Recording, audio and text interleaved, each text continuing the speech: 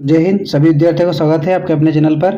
जैसा कि आप देख पा रहे हैं कि आज क्लास 12th का पॉलिटिकल साइंस यानी कि राजनीति शास्त्र का पेपर हो चुका है। कैसा था पेपर जानने के लिए देखते रहिए। सबसे पहले दे रखे हैं सही विकल्प। पहला क्वेश्चन दिया है सन 1977 से 1979 तक गैर कांग्रेसी पार्टी के प्रथम प्रधानमंत्री कौन थे? तो ये आएंगे आपके मोरारजी देसाई यानी कि तीसरा वाला ऑप्शन। सेकंड क्वेश्चन जो है बी वाला, बोल्शेविक कम्युनिटीज़ पार्टी के संस्थापक कौन थे? तो ये थे आपके व्लादिमीर लेनिन यानी कि फोर्थ वाला ऑप्शन। इसके बाद सी वाला ऑप्शन दिया है आसियान की स्थापना कब हुई थी? तो हुई थी आपकी 1967 में। इसके बाद डी वाला क्वेश्चन दिया है आपका स्वतंत्रता के समय मणिपुर के महाराजा कौन थे? तो ये थे महाराजा बोधचंद सिंह। इसके बाद ई वाला क्वेश्चन आपका है संयुक्त राष्ट्र संघ का प्रथम महासचिव कौन थे? तो ये आपके थे ट्राइंग ली यानी कि थर्ड वाला ऑप्शन। इसके बाद आपका क्वेश्चन नंबर 4 दिया है, एफ वाला दिया है द्वितीय पंचवर्षीय योजना के योजनाकार कौन थे? तो इसका आपका थर्ड वाला ऑप्शन आएगा पीसी महालनोबिस, थर्ड वाला ऑप्शन। इसके बाद ये एज इट इज आपके इंग्लिश में दिए हैं, देख लीजिए इनको। इसके बाद आपका क्वेश्चन नंबर 2 दिया है फिल इन द ब्लैंक्स। रिक्किस्तान में भारत ने क्योटो प्रोटोकॉल पर हस्ताक्षर किए थे? तो ये थे 11 दिसंबर 1997 को 1907 में। इसके बाद है गुजरात दुग्ध विपणन संघ का प्रसिद्ध नाम क्या है? तो ये है अमूल। सी वाला आपको क्वेश्चन दिया है स्वतंत्रता के समय देसी राजवाड़ों की संख्या कितनी थी? तो ये आपकी थी 565 यानी कि 565।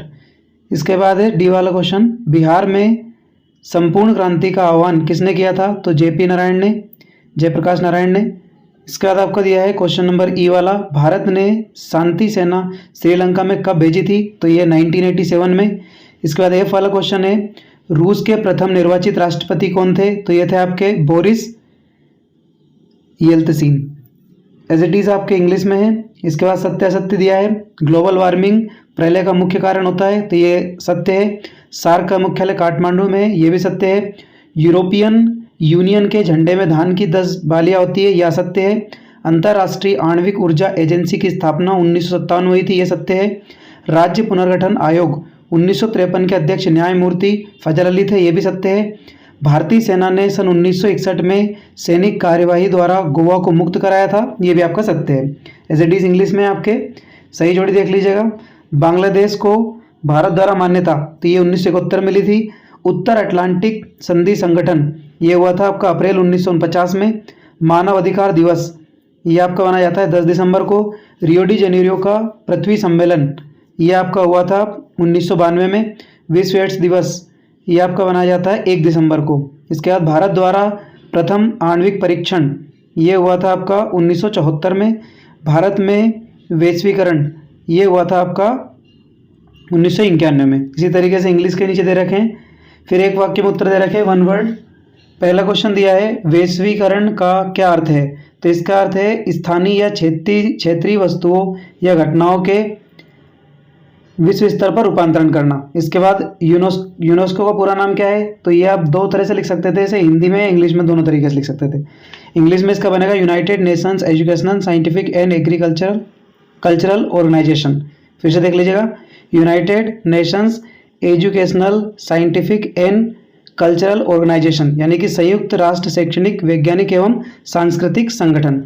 इसके बाद सेकंड वाला क्वेश्चन आपका दिया है थर्ड वाला सी वाला आसियान शैली क्या है? तो ये विकासात्मक रास्ता है यानी कि पाथ वे ऑफ डेवलपमेंट है।